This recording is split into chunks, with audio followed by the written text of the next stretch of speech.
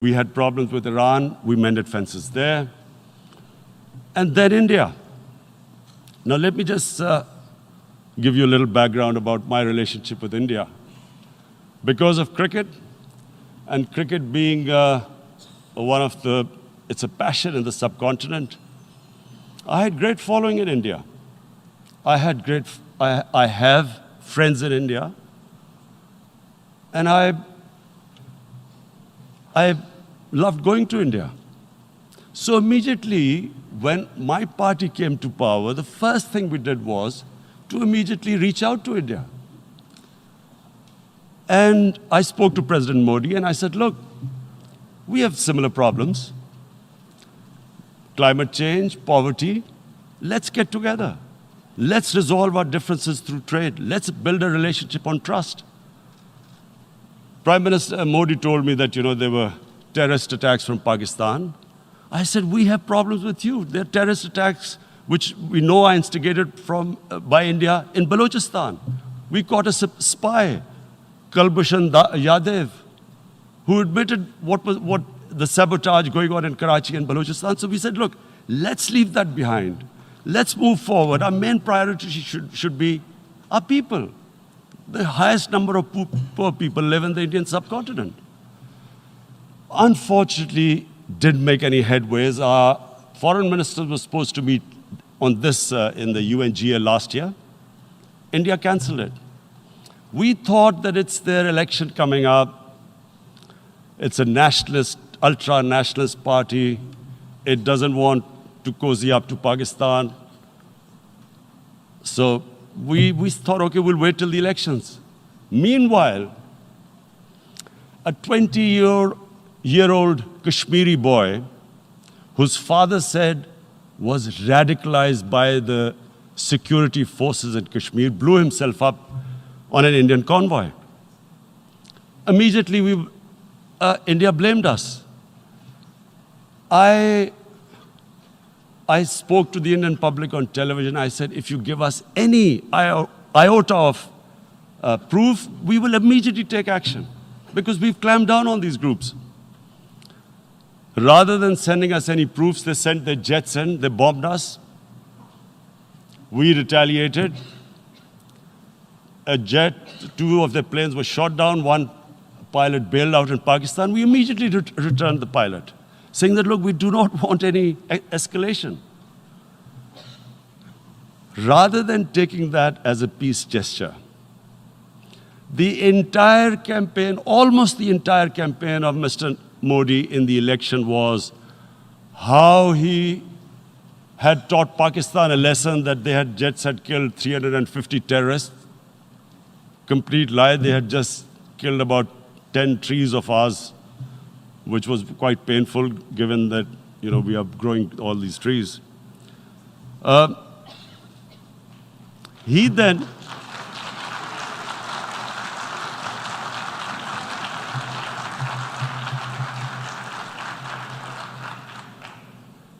the election campaign, Mr. Modi used words like, this is just a trailer. The movie is about to start. I went into Pakistan and taught them a lesson. This was the election campaign. Okay, so we thought, us politicians make all these statements to win elections. So, okay, after elections, we'll get back to our normal relationship. Well, the moment the elections ended, we approached India. No response, but then we discovered they were trying to push us in the FATF blacklist to bankrupt us. That's when we realized there was an agenda. And that agenda became obvious on the 5th August when India went against 11 United Nations Security Council resolutions which say that Kashmir is a disputed territory and the people of Kashmir have the right of self-determination. They went against that. They went against Simla Accord, which is about bilateral, sorting out our differences through bilateral means, went against that. They actually went against the Indian Constitution. Illegally, they revoked Article 370, which gave Kashmir the special status. They got an extra 180,000 troops there. Total number of security forces in Kashmir now are 900,000. And they put 8 million people of Kashmir under curfew.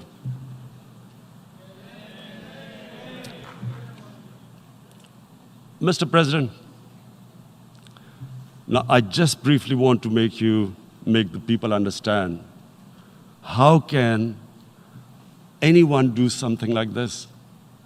And for that, I have to explain to you what is RSS. RSS, Mr. Narendra Modi is a life member of RSS. RSS was an organization that was inspired by Adolf Hitler and Mussolini, came about in 1925. They believed in racial purity, racial superiority. They also believed they were an Aryan race like the Nazi believed they were an Aryan race. All that I'm saying can be verified. This is the time of information revolution. You can Google all this, what I'm saying. But it is very important for me to explain this to you so you know what is happening in India. This RSS believed in the ethnic cleansing of Muslims from India. At one point, there was racial superiority of the Hindu race.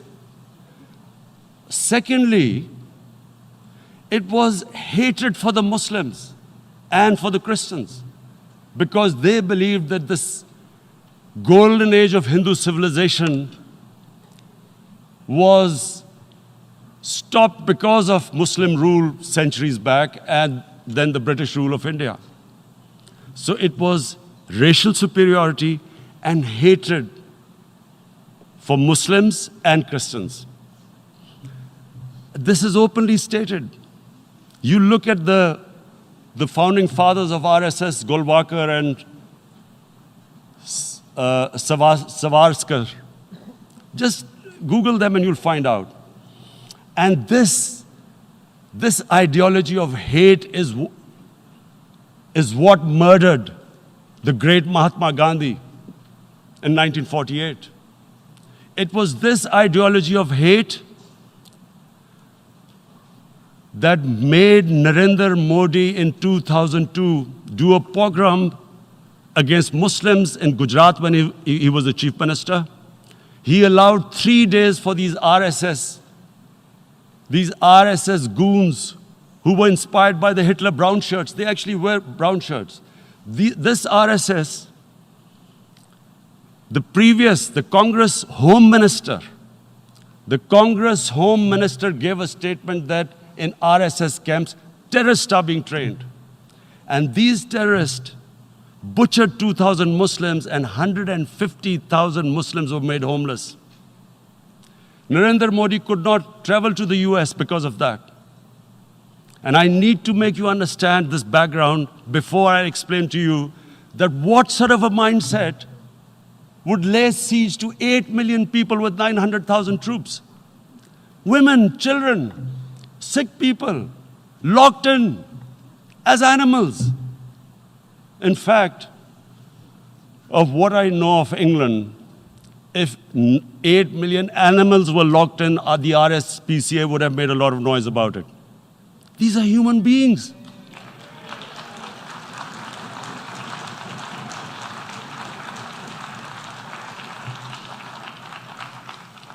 And Mr. President, what comes with racial superiority, these illusions of Aryan superior race, is arrogance. The two go together.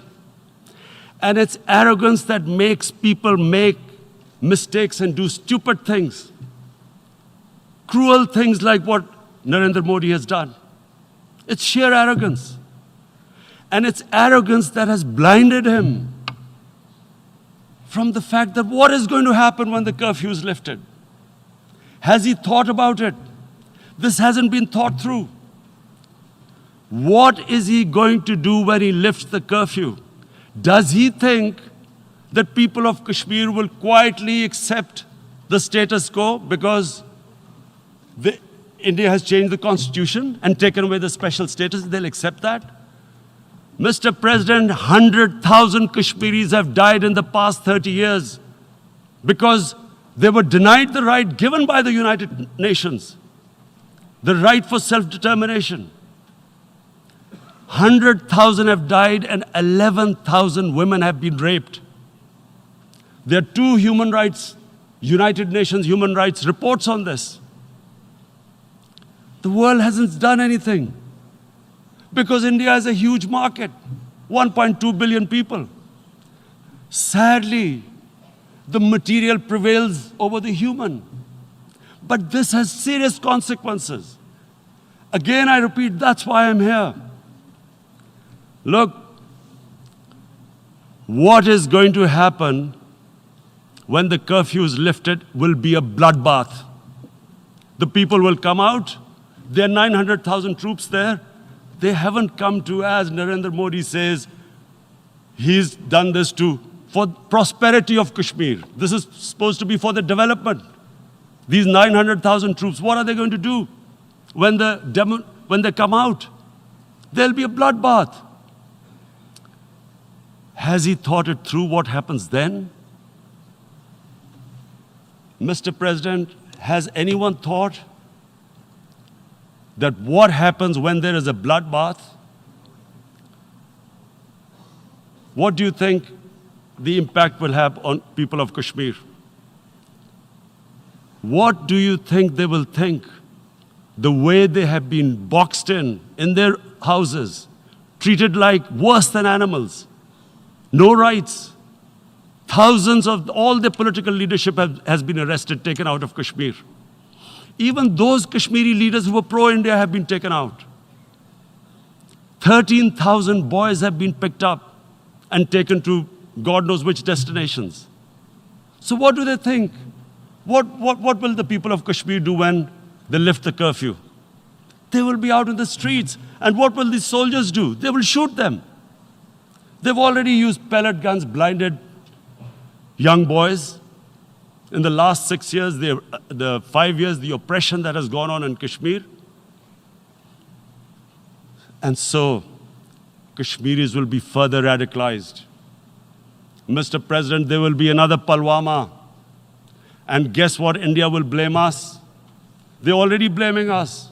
They're saying all this is happening because of Pakistan. One of their defense ministers said, there are 500 terrorists lined up on the border to go in. Why would Pakistan send 500 terrorists when there are 900,000 troops? What impact are they going to make? What will they do? And don't we know that the moment there is some terrorist attack, all that will happen is there'll be further cruelty and oppression of the people of Kashmir. We will just give the 900,000 troops to further crush the people of Kashmir. And then we'll give the Indian government an excuse that, look, Pakistan is a terrorist state, and this mantra that has gone on, Islamic terrorism. The moment you use this catchword, Islamic terrorism, the whole world turns away. No one talks about human rights. You can do whatever you want, which is what has happened in Kashmir, because they keep using this word, Islamic terrorism. And this is what they're doing right now. What do we benefit from further increasing the cruelty on the people of Kashmir? And why would we want this? But there is no other narrative left for India. As when they lift the curfew, whatever happens, Pakistan will be blamed, and there is always a danger of another Pulwama. They might come and bomb us again, and then another cycle might start. And what does Narendra Modi think? That 180 million Muslims of India are thinking right now. Aren't they watching these Kashmiris stuck inside for 55 days they've been stuck in? Aren't they watching? What do you think? Don't you think that the Muslims will be radicalized in India? And I'm talking about 180 million people. And when they get radicalized, there will be some incident in India somewhere down the line. Again, we will be blamed.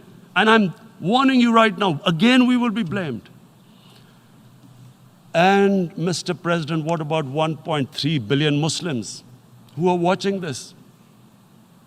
And they know that it is only happening in Kashmir because they're Kashmiri Muslims. This is not happening to Kashmiri Hindus. They know that this is happening because of their religion. So what do you think they will be thinking? What do you think the Jewish community would think if they were, forget 8,000 Jews stuck like this? What do you think Europeans would think? What do we think? I mean, any human community, if their members are stuck like that, what do you think they will think? Are we a children of a lesser God? Is it not going to cause us pain? And then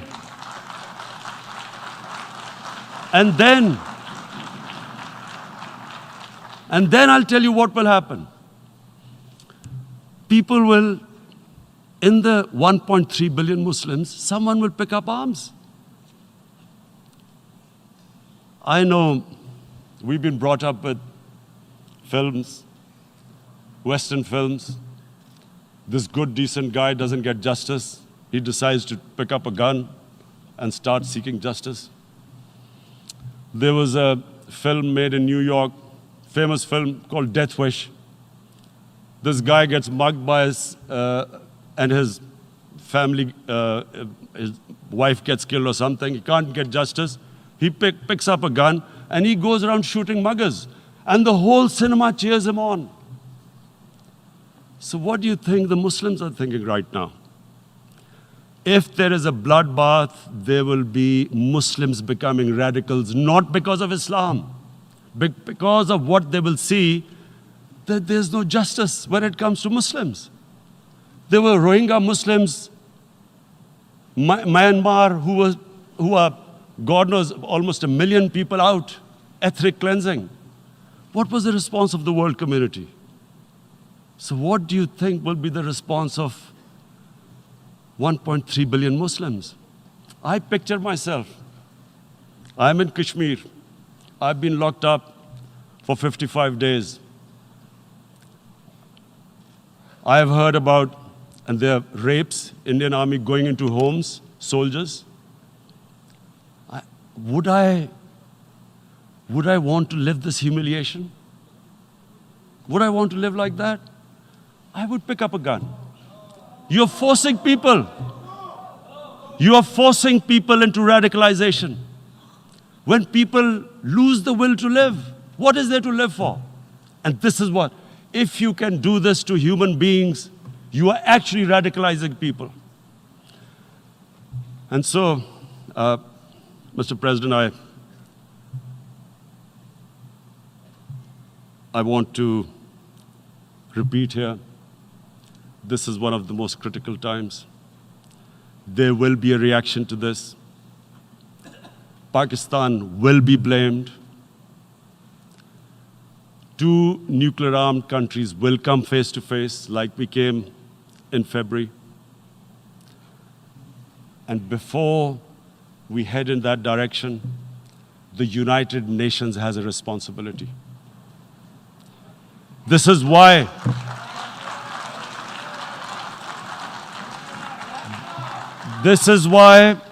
the United Nations came into being in 1945.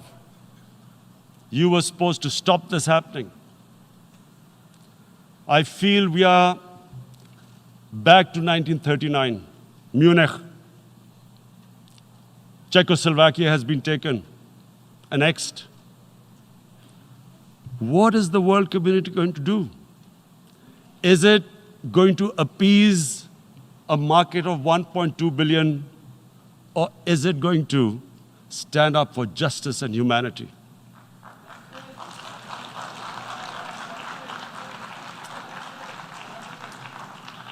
If this goes wrong, You hope for the best, but be prepared for the worst.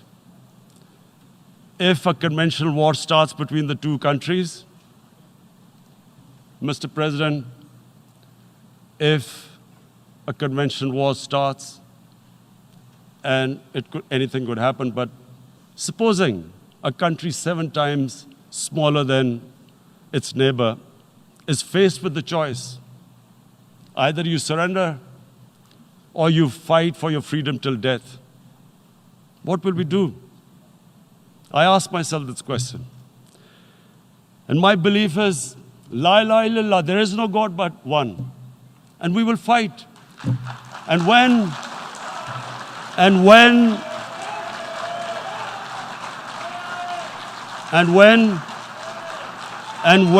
a nuclear-armed country fights to the end, it will have consequences far beyond the borders. It will have consequences for the world, which is why I repeat I'm here. Because I'm warning you, it's not a threat. It's a fair worry that where are we headed? And I've come here to tell the UN, you've got to, this is a test for the United Nations. You are the one who guaranteed the people of Kashmir the right of self-determination. They are suffering because of that. And this is the time. This is the time not to appease like in 1939 appeasement took place. This is the time to take action. And number one action must be that India must lift this inhuman curfew, which has lasted for 55 days. It must free all political prisoners, and especially those 13,000 boys that have been picked up. Parents don't know where they've disappeared. And then the world community must give the people of Kashmir their right of self-determination. Thank you.